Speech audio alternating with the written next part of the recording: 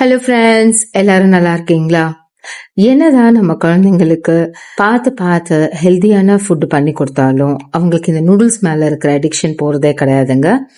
ஆமா ஃப்ரெண்ட்ஸ், ஆனாலும் இந்த நூடுல்ஸை நம்ம ஒரு கில்ட்டோட பண்ணி கொடுக்கறதுக்கு பதிலா இந்த மாதிரி செஞ்சு கொடுத்தீங்கன்னா உங்களுக்கு கில்ட்டும் இருக்காது, குழந்தைங்களும் நூடுல்ஸோட சேர்ந்து ஹெல்த்தியா சாப்பிடுறாங்க அப்படிங்கிற ஒரு சாட்டிஸ்பாக்சனும் நமக்கு இருக்கும். வாங்க ஃப்ரெண்ட்ஸ், ரெசிபிக்குள்ள போலாம். நீங்க எந்த பிராண்ட் நூடுல்ஸ் வாங்கியிருந்தாலும் ஃபர்ஸ்ட் அந்த நூடுல்ஸை மட்டும் எடுத்து ஒரு பாத்திரத்துல தண்ணி ஆட் பண்ணி அடுப்புல வச்சிடுங்க. நூடுல்ஸ் வெந்துட்டு இருக்கும் போது இன்னொரு அடுப்புல ஒரு பேன் வச்சு 2 ஸ்பூன் பட்டர் ஆட் பண்ணிக்கோங்க, 2-3 ஸ்பூன் ஆயிலும் ஆட் பண்ணிக்கோங்க. எண்ணெய் நல்லா சூடானதுக்கு அப்புறம் ஒரு 2 spoon ginger garlic paste add பண்ணிக்கோங்க. அது கூட கட் பண்ணி வச்சிருக்க ப்ரக்கோலி பீசஸ் ஆட் பண்ணிட்டு நல்லா வதக்குங்க. அது நல்லா வந்ததுக்கு அப்புறமாட்ட நீங்க கட் பண்ணி வச்சிருக்க மஷ்ரூமையும் ஆட் பண்ணி நல்லா வதக்குங்க. மஷ்ரூமை ஒரு 1 மினிட் வதக்கினதுக்கு அப்புறமாட்ட 1 ஸ்பூன் சால்ட் ஆட் பண்ணிக்கோங்க.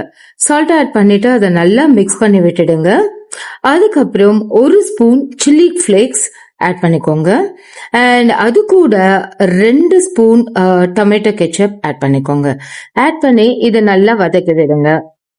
அப்புறம் அது கூட 1 ஸ்பூன் சோயா சாஸ் ஆட் பண்ணி அதையுமே நல்லா வதக்குங்க.